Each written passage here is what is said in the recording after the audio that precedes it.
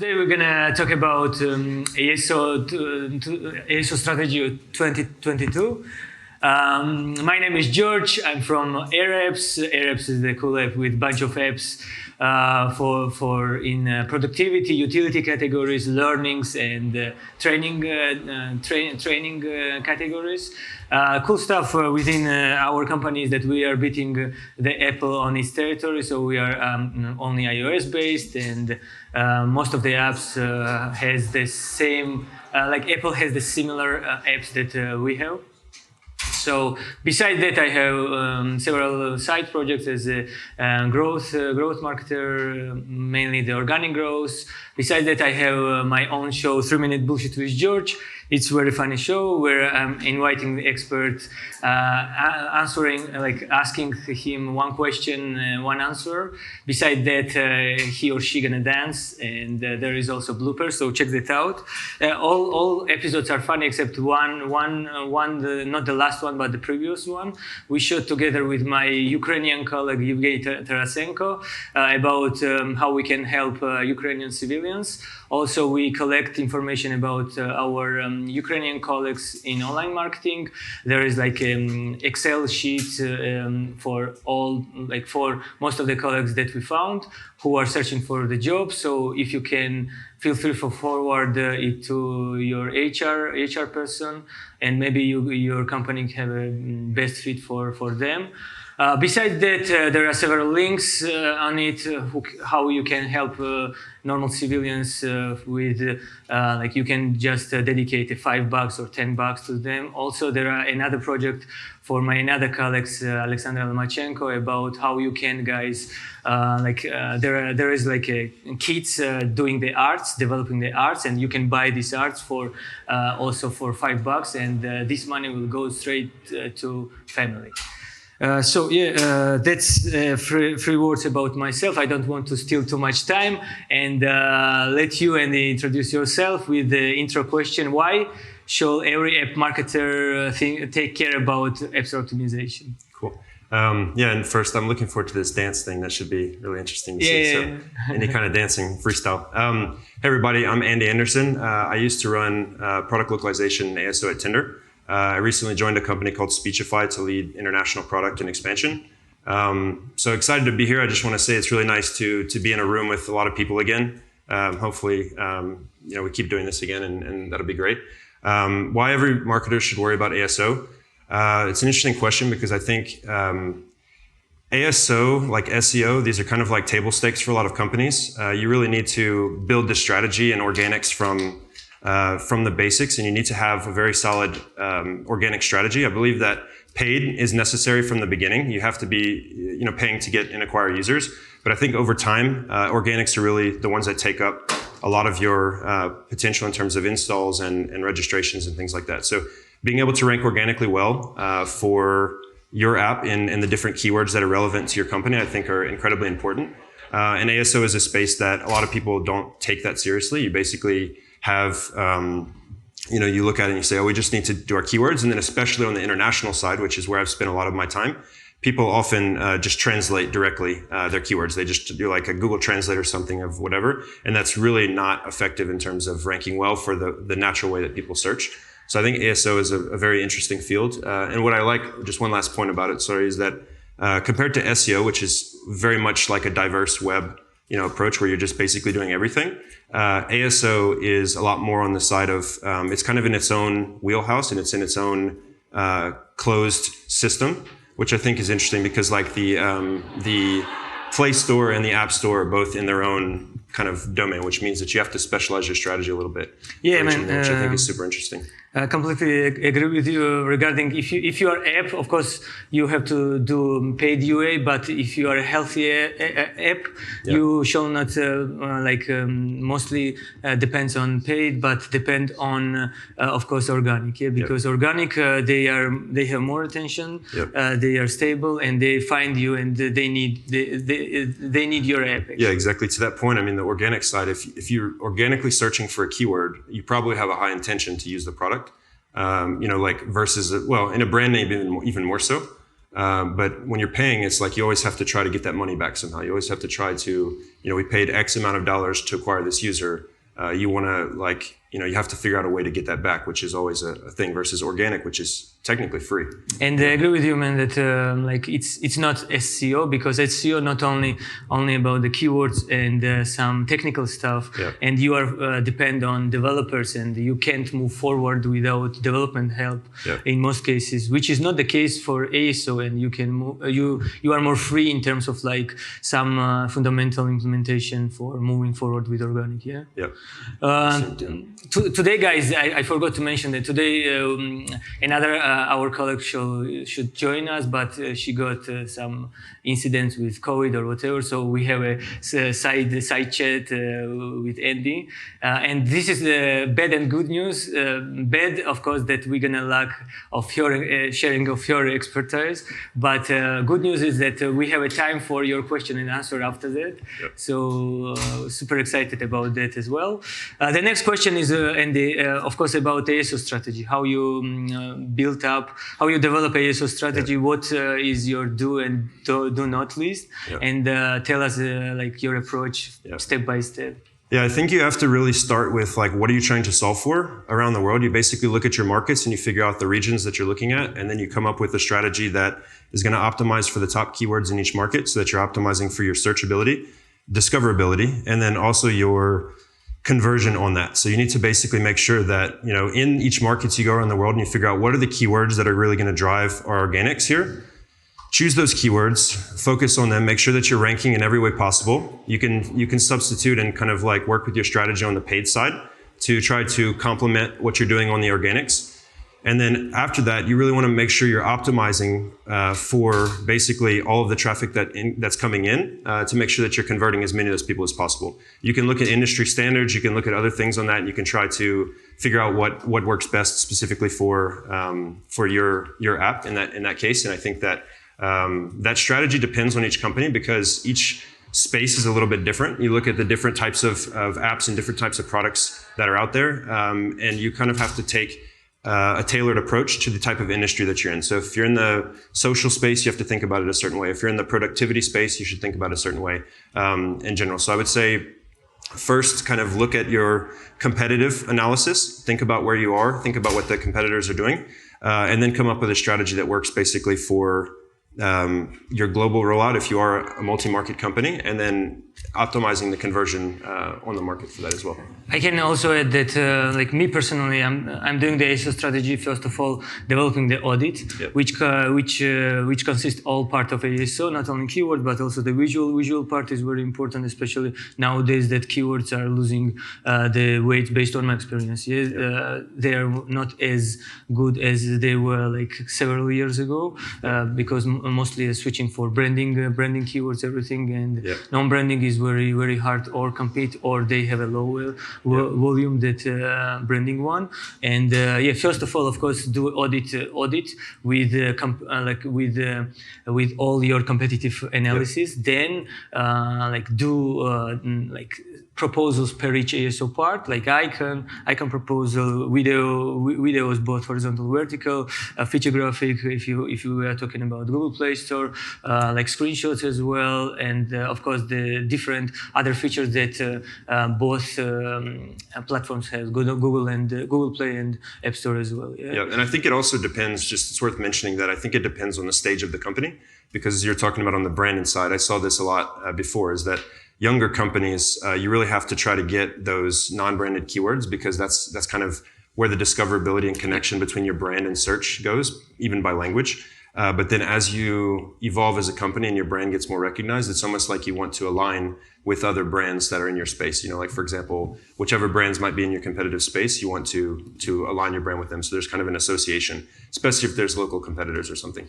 Yeah, cool. And regarding ASO strategy, within the newest changes of within iOS 15, I mean the custom product page, InApp Events, and ability to test on App Store Connect.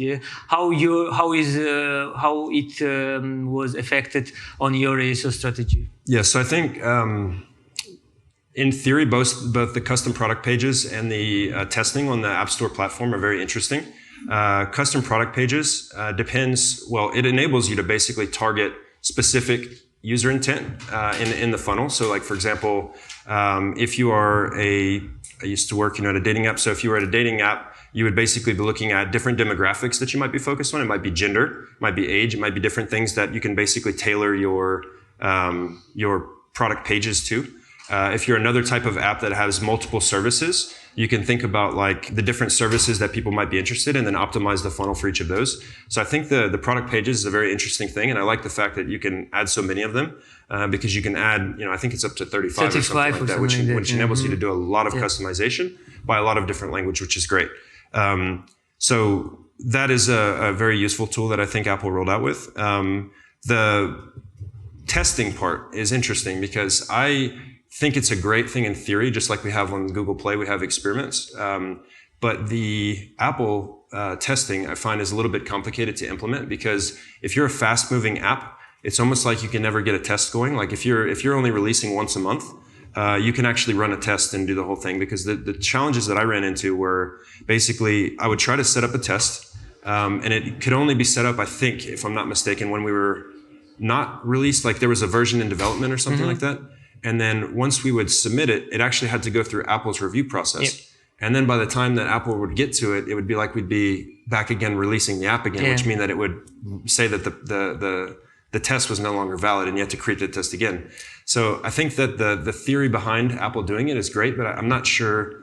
Maybe they did. I don't know who developed it. I think, but it would probably be good to get a little bit of user feedback and like try to modify the testing platform to make it a little bit less dependent on an app release and more open and fluid in a sense of like kind of Google Play's style of doing it and some of the other platforms, third-party platforms that sit on top of the stores as well. I also can add that how my ASO strategy changed since like the new feature implementation for iOS 15. Of course, in past we were like more connected only with the UA team, but with, for instance, InApp Event stuff, we have to connect it with like local online managers to see what are the seasonal stuff that they are doing, seasonal campaigns maybe, and implemented this as in-app events. Or we have to look through for roadmap of product team who we like to see if there are any major updates that we can show on in-app events. Yes. So also regarding we can do some targeting stuff, which is not ideal so far through in-app events, but might be the case as well. And of course, custom product page. I want to ask more question about like more deep question about custom product page. What is your experience and like is it worth to try or what? Yeah, so I think it is worth it to try. I think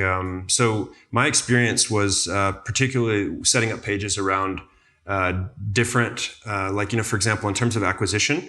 When you think about it from a social space, you want to identify with different demographic, different ages, and different maybe gender as well. So what I actually did with my team before was we set up pages for male, female acquisition, and then also by interests. So like some of the interests in products that we had in the app. So we basically created a few different types of pages and enabled us to use that for our paid UA campaigns. So if our paid UA campaigns were set up with specific metrics for acquisition funnel, a something, whatever, it would basically be tailored to that. So that was kind of the way that I was thinking about it then before. Some of the people I've worked with since, and like even in my current role, the way that I would think about it would be basically sectioning off different parts of a product and figuring out which, like for example, when you talk about search intent, what is the search intent for someone coming in for a specific thing? Like for example, I'm just going to use like an activity app or something. Like say an activity app tracks different things like your health, your sleep, your this, whatever. So maybe you would have a sleep, funnel, like where it's basically like optimized to show you all the things it can do for sleep. And then maybe at the end, some of the other stuff. Or maybe if you're looking at like heart rate monitoring, it can be like, hey, we're a great fitness app and you can do this and you can monitor your heart rate and it gives you these statistics and all that. So you optimize for the people who and kind of try to align as closely as possible with the search intent. And I think that helps you to get the best possible conversion, which is tricky, especially in the social space when you think about, this is kind of the caveat why I think product pages are good, is because Take an app like Tinder, for example.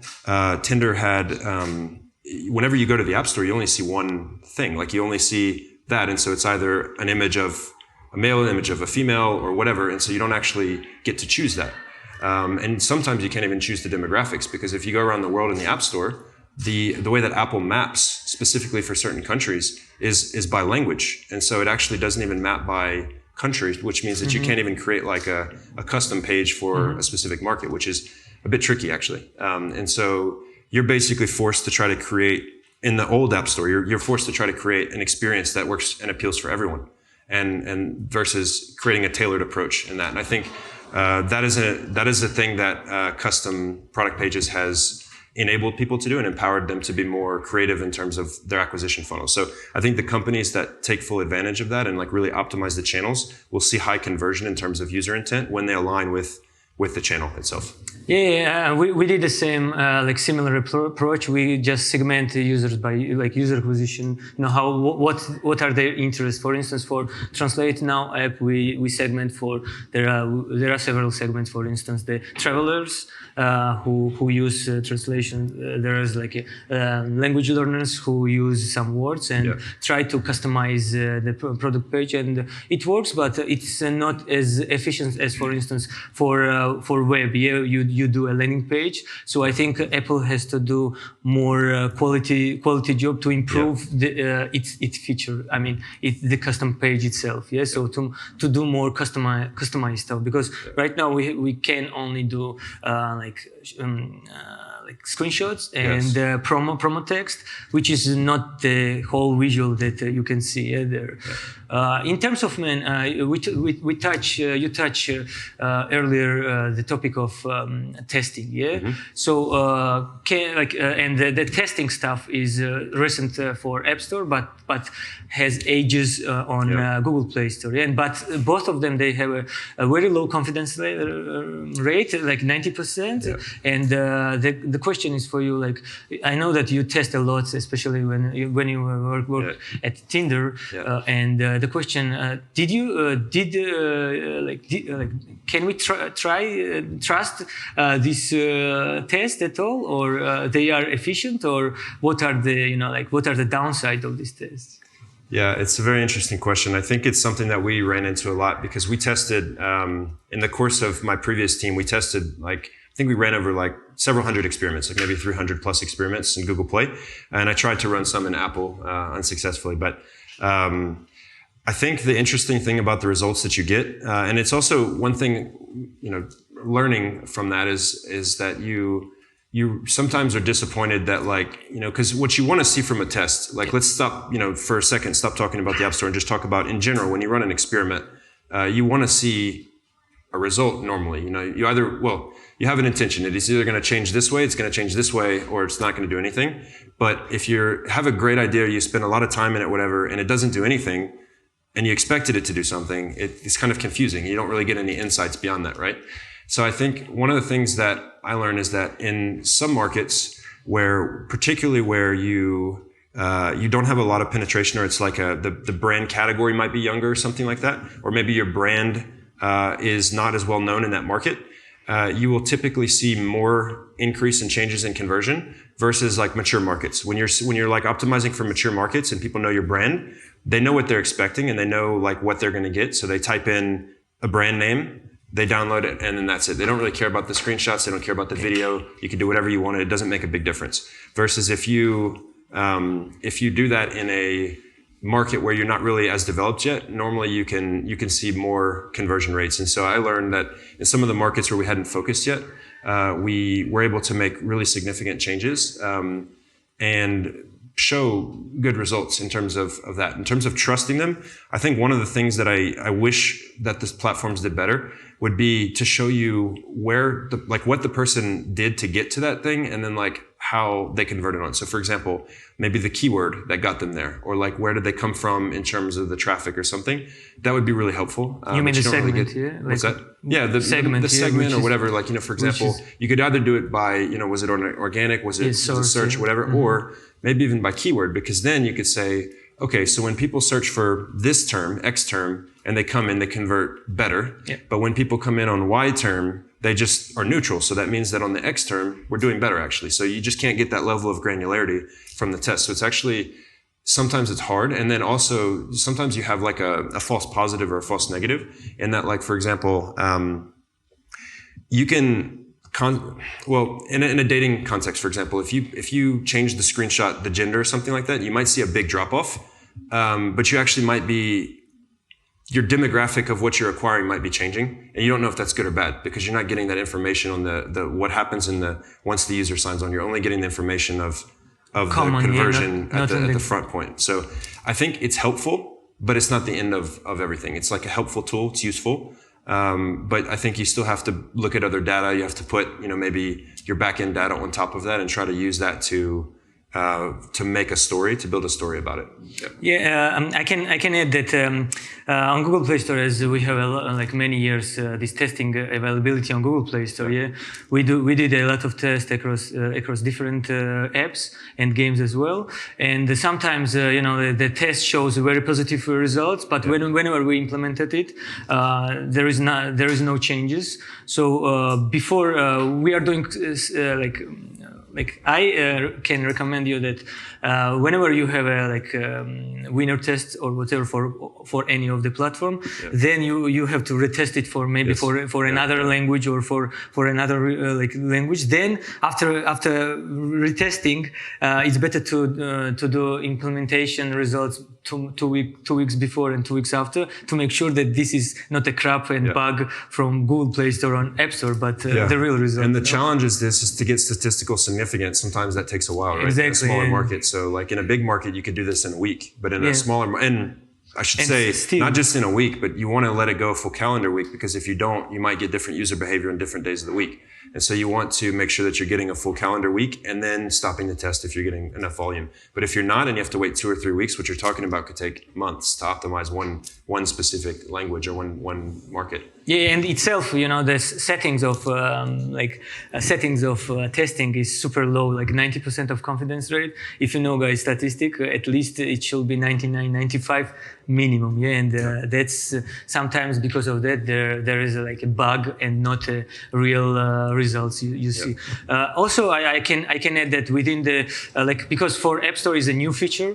So for App Store there are some complicated stuff. Whenever you do a testing, for instance, whenever you do icon testing, you have to add icon all icon stuff, options in binary, and to do this you need the help for development team. And without that you can't do it. Versus on Google you can test it without any touching development, which is pain in the ass sometimes. In terms of branding, I'm curious about your experience within different branding companies. For instance, at Tinder, you mentioned how branding affects your research strategy. What you can do. Branding affects a lot, more than a lot of people probably recognize at the earlier stages of a company, because a lot of it is that you're trying to tell people about your brand, you're trying to tell people about your company, and when you get in, if there's an inconsistency between what you've been telling people and what they see in the store at that contact point, it's like almost if you tell, I like to think, they are, that's, I think, obvious, but like the stores online are basically a representation of a real life store, right? And so it's like if you told people you have the best, food in the world, and then they come to your restaurant and it's like, you should have good food, right? It should be that specific type of food. So you don't want there to be disappointment or inconsistencies between basically what you tell people in brand marketing and then what they see in the store. And that could be from creative perspective. So it could be like the creative assets that you use. So if you're using a specific type of creatives for your brand campaign, you want to make sure that when people go into the store, it's like that. So for example, for us at Tinder, we would often do these large brand marketing campaigns in different markets around the world. Think, a country like Japan, for example. And we would work with an influencer. It would be someone like, someone local, that was very well known. And we would want that person also to be in the store, because all the brand campaign materials around the city would actually show this person, and the videos would show this person. And so you would want when people to come in, be like, oh, this person's also here, and then press that. And then you also want the consistency of for example, you talked about icons, things like that. Those are little things, but they make a big difference. You don't want the icon in one store to be different than the other, or the different markets, even the different languages, you shouldn't really have a different icon unless maybe a gaming app or something might change. But like in terms of like a fixed brand, like a Tinder or like a Speechify where I work now, or something like that, you want consistency. And so I think, especially as you're trying to build a brand and a company over time, I feel like you have to be consistent, and you have to keep showing people the same thing. So I think branding is really important. And I think it's something that people should think about as they do that. I think it gets complicated though when you start talking about testing and stuff, because you want to be experimental in your creative assets, like your videos, your screenshots, and things like that, and even the wording, the way that you talk about your product. But at the same time, it gets tricky because the keywords sometimes don't align with your brand. And that's when it gets tough, right? Because then you're like, well, how do we include this keyword, but also make sure that we're not, mistalking about the brand or something? And so you think about that. It affects different companies in different ways. And like at Tinder, it's, there's a lot of terms that people might search for or something, but sometimes they're not exactly the way that we would speak about the brand, or like we're in lifestyle category, not dating. And it's like, but dating is the most common keyword. And it's like, it gets tricky actually. So there's a lot of considerations to make. And I would say it's pretty cross-functional in the sense that you have to really work with different departments. You have to work with the marketing teams. You have to work with, the product teams to make sure you're showcasing the product well, the design teams, all that. So it can be fun, and I think it's something that people should take seriously. Mm-hmm. Yeah, like based on my experience working with brand, is that sometimes even the non-branding stuff working better than branding stuff within different creatives. So it's very hard, for instance, to convince brand team to, hey guys, let's move forward, or even the campaign. They have special campaigns like some keywords like.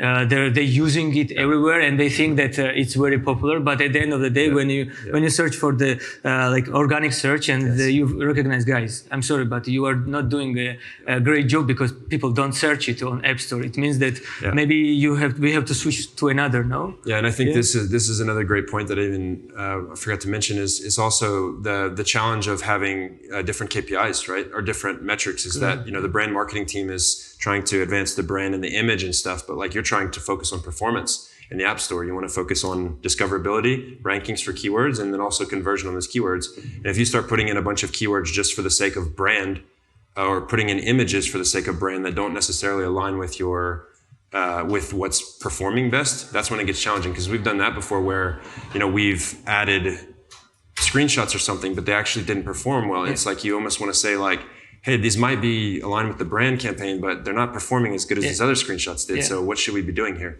And that's a tough thing. And I think that's why having good relationships across the company and in these spaces, and obviously my focus, as I mentioned earlier, is that I'm a lot on the international side, and I was at Tinder as well. And so I think being in those roles, you really need to work with a lot of different people across the company, and you need to build those relationships so that like when you start working on these things, you need to talk to them about why, give them the why, talk to them about the why, show them in the data, like, look, these keywords are very important to us. This is, there, then show the test results if you can do that, things of that nature, because it helps them to see the bigger picture and the story, and maybe even better align on your goals. As a follow-up with my previous question regarding how you set up, develop like creatives and images, what teams shall be involved in development, except like organic team, Well, product, of course. Product. I mean, every company is a little different. So you have product marketing, some places, things like that. Even the brand marketing team.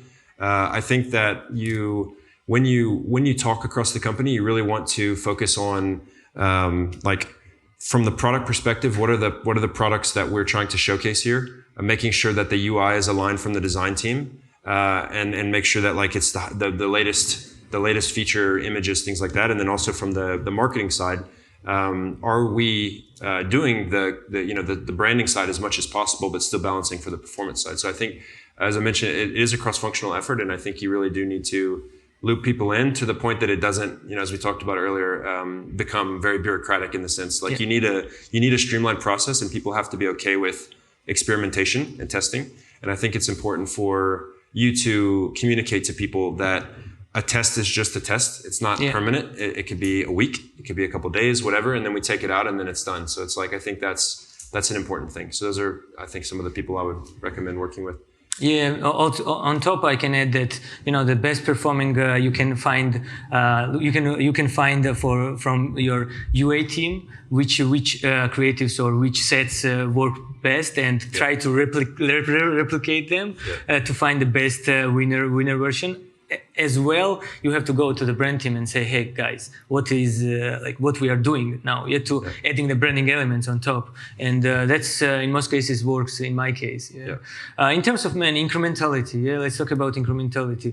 How you measure the incremental impacts on organic from other channels? Because do you have your own channel, or do you have any experience working with that? Or? Yeah, I don't have a ton of experience on that side. I think it's really hard. I think you have to have some of the right tools and stuff. Most of my experience was focused purely on organic side. From the paid perspective, I think you have to assume that there is a bit of overlap between the different channels. And I think at the end of the day, though, maybe I don't know if this is fully relevant to what you're saying, but I feel like sometimes doing kind of like blackout days or something where you're not marketing at all, you're not doing any paid, will help you to kind of establish a baseline. And then you can maybe see, after continuing paid after that, you can kind of try to measure out a difference between the two. So I think that's an important way to think about it. But as I said, most of my work has been focused on organics. And I think really the goals that I would normally set in that would be pick the top terms for a couple of markets and then try to figure out, are we ranking for those terms consistently, and try to make sure we're doing everything we can to get an average ranking of, I don't know, first 3 or first 5 or something to get any. Incrementality is mostly on the paid side is a mutual job together with organic. Based on my experience, how we do a different kind of testing. We do two options. First, we just pick up the top UA channels, for instance, Facebook and Google Universal Campaign. Went to a specific region, I don't know, one of the states of US, for instance, which is not super important or whatever, and try to first. For 1 week, for instance, cut all budget for one of the channel and see what was the impact on organic on that. And and the opposite, we increased the budget, for instance, for one of the channel 2 or 3 times to see if that might might bring incremental downloads. In terms of epic fails, what are recent epic fails that you can share, and to not to repeat? Interesting. I don't know if there is one specific epic fail. I wish there was a good one to share. I can't think of one off the top of my head, but I just think maybe not making too drastic of a change until for example, if something has been performing well, maybe ask yourself before if it's worth making a major change first, because if you're going to make a change, you want it to be a worthwhile change and you want it to actually make a big difference. But if you're already performing well in the store, you don't want to rip the rug out from it, so to speak, and do that. So I don't have a great example, sorry, but I think that would be something to think about. That's my epic fails. I have many epic fails, even the recent one. One was that for one of the app that I was doing a custom product page. Nothing changed actually. We did some stuff. We did custom product page for a specific segment, but at the end of the day, it was the similar. We get the similar conversion rate that it was in past, and another there are many others actually.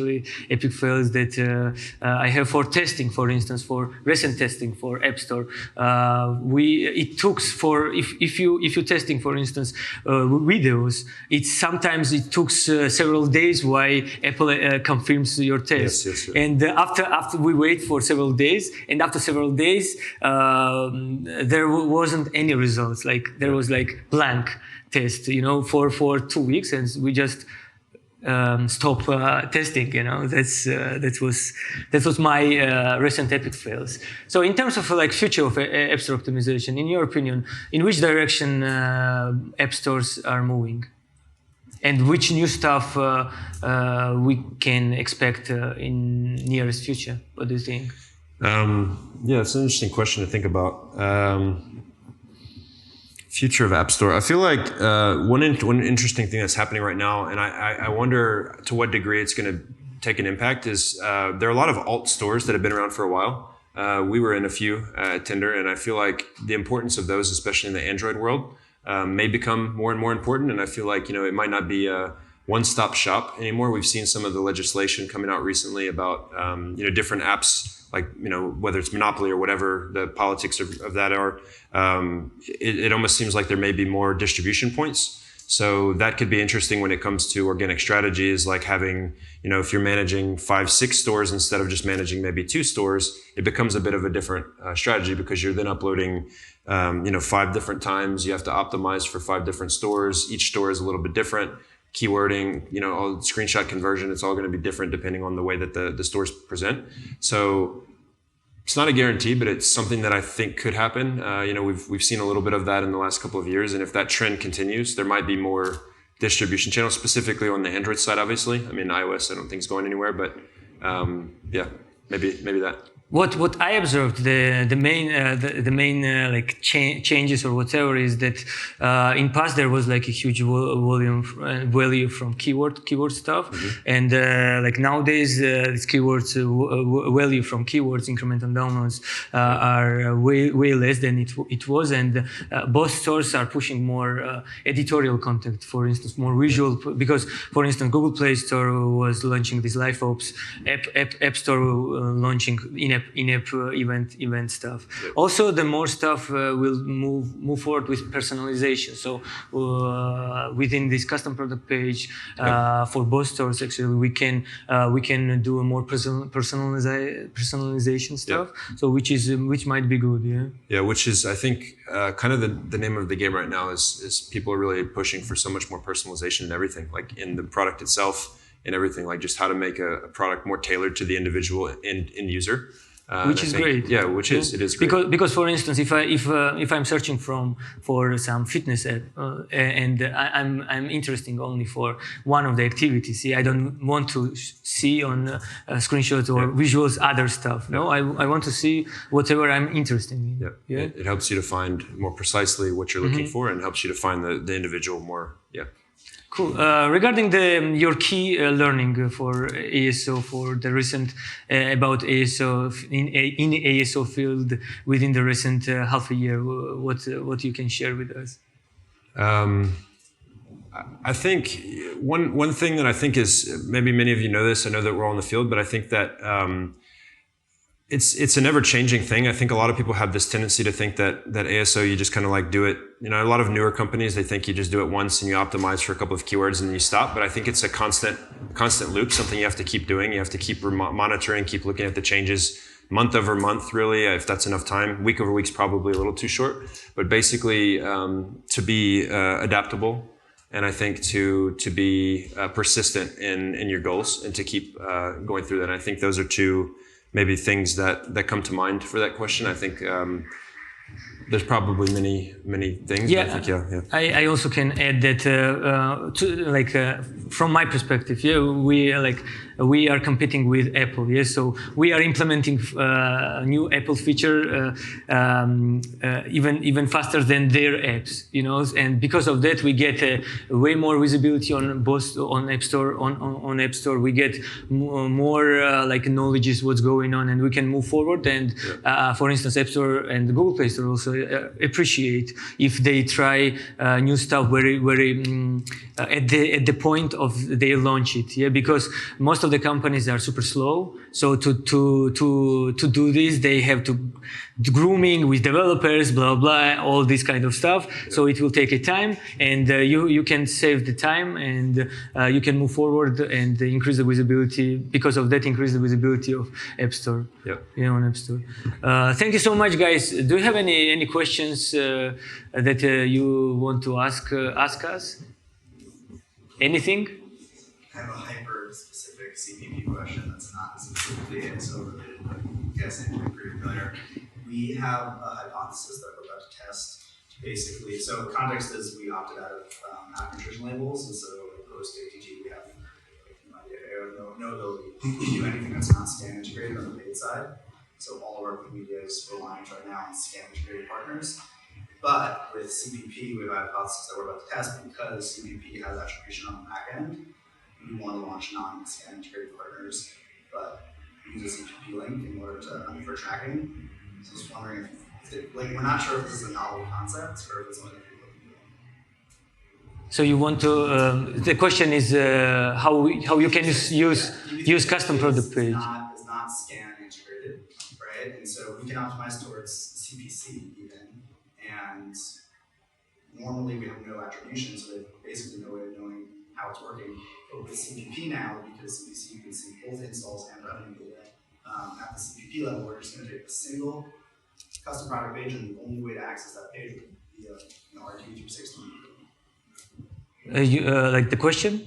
The question is this a novel concept? Because it seems to solve like a really big industry problem of giving Tracking people attribution for non-scan integrated partners. And we're not sure if Apple knows about it or if it's something that's Yeah, and I don't have a ton of experience with that specific area, but I do know that that has been a challenge for some people is the attribution, especially when you're spending a lot on your channels, obviously, is because you want to figure out where people are going, what's the payback, what's the, this kind of stuff. And I think I have heard of some people doing similar things with that, where they're using basically like a tracking link. People come in, they use a tracking link, and then you get the attribution back to, if you use, I know there may be other opportunities, but like an app, other companies, excuse me, but like an apps flyer thing or something like that, where you're doing that. So I have heard of people doing that. So in terms of it being novel, I think it's a new solution to that specific thing that I think people are doing. That's about as much. I'm not an expert in that specific alternative way you can try web-to-web campaign, and in web-to-web campaign you can have a full data of if you do this link UTM and then one link from MMP, for instance, from AppsFlyer. You can do this. You can have a full picture. So we're Google, so we don't really want to ingest our data. So basically until Fire gets on board, it's scanned completely. MMPs are not an option for us, but it's an interesting new solution. Yeah. And I think in future they show like polish this feature, because it's not it's not ideal. Been saying that unless you're integrated with scan, there's zero attribution. For installs are great, but I mean the CPPs you can pull revenue data. Yeah. Cool. Just wondering if it was on. No worries. A question about ways to acquire keywords. There's lots of different platforms out there. A number of the platforms have different information. Yes. Any kind of suggestions on which tool shall you use, or what? No, not necessarily. Yes, I know you do. But I mean, more generally, I get there's a lot of information, and where do companies like hinder? How do you find out your information? Yeah, very interesting question. I spent a lot of time doing this, and feel free if it's not enough, we can maybe talk after something. But I think. So when it comes to keywords, I think it's worth spending a good bit of time, especially because I spend a lot of time on many different markets around the world, and even markets within the same, what we would call like a same language. Like for example, even in English might change around the world a little bit about the way people search or a word that they might use. So what I would do is, if you have access to a tool, some of the many people that stood up, if you have access to a tool, using that tool to basically come up with lists of maybe like, for example, what is the main traffic sources for people in your space, or maybe a competitor or something like that. So look at like some of the keyword phrasing, things that people are searching for that. Also maybe use some of the things like maybe like a Google keyword planner or something like that, just to kind of cross-validate some of the common searches and volume and things like that. I would look at a couple of different sources, and that'll start to help you highlight like these are the key phrases that are consistently coming up. And then you can look at maybe figure out the way that you integrate those into the stores, because that's going to be different depending on the store. In the App Store, I'm assuming you have enough experience with the stores, but the store has keyword limitations and like things like that. Specifically App Store, you're very limited on the number of characters you can use, and the impact is very heavily weighted on like, for example, the title or the keywords sections and things like that, versus like Google Play doesn't have a keyword section, and you have to integrate your keywords into the whole thing. So like that's more like kind of phrase website based in a sense, versus like the App Store, which is like you have to be very specific and very smart about how you integrate your keywords, because if you just try to grab a phrase or something but it has low volume, it might not be the best mix of keywords to actually get you the best impact in terms of organic search. So I would first leverage a tool to kind of like recap. I would first leverage a tool, try to get like kind of a listing of keywords that you want to validate, and maybe even other brands, things like that, competitors. try to cross-validate that with some other sources or tools that you may have access to. And some of those tools are actually free, I think, you can log into. And then once you do that, I would basically start, rolling out. And then you can also do an audit, by the way, of competitors in your space. You can see kind of what they might be doing from a surface level. And then you basically roll out kind of like a V1 for yourself at your best guess. Let that marinate a little bit, let that whatever, see how your rankings change over time, monitor, rinse and repeat, and keep iterating on that until you start ranking for the keywords that you've, let's say that you've highlighted as like, these are the ones that I really want us to rank for these 3 in the top X. You're not going to rank number 1 every day, probably. It's going to be like an average ranking. So I would look for the average ranking goal and then look for the keywords that you specifically want to look for. And that's a general way that I would go about it. But yeah, I'm happy to talk more about that if interesting to you. I can on top that if you don't have a possibility to buy any of tools, you can do the following, that try to draw the list of keywords that you think will be interesting for your key customer. Put it on search. Try to find out if other competitors appear that these keywords, high chance that it's relevant for you.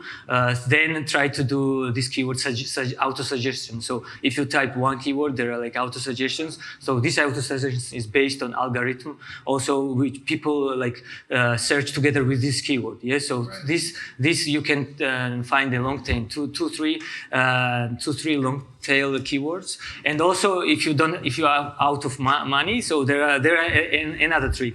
There are the free trial, as Andy mentioned. So you can create some random email and then do a 14 days free trial per each of the app. Try. He doesn't like this strategy. He doesn't like this strategy. Try all of them, and then you will have comparison and the reality. Yeah, what traffic gonna have for the specific keywords, and then you can choose which tool is best for you. Yeah, that's all really helpful. I like the idea of just having a more qualitative approach to all of it, right? There's no one size fits all. Yeah, exactly. Yeah. So I mean, because there is no ideal tool and the universal tool because one tool is good for one country, for instance, or for one region, but for another region is completely useless. I experienced this. It's like, what are you guys talking about? Seriously? Because most focusedly they monetize on this specific market, so they don't care about other markets. That's the case. And I think the interesting multiplier in this is when you're a very multinational app where you have like a lot of different languages. It gets really fun because then you start doing this same process in all languages, and it's really great. So yeah, I really like the idea of regionalization and localization. Yeah, that you mentioned. It just feels like that's a big opportunity overall for all of us. I've spent tons of time doing that, so feel free to reach out if you have any questions on that. Okay, we'll do. Yeah. Any question, guys? Come on, guys. Okay, cool. Thank you so much. It was a pleasure to talk with Andy in front of you. Talk to you soon, guys. Ciao. Thanks a lot.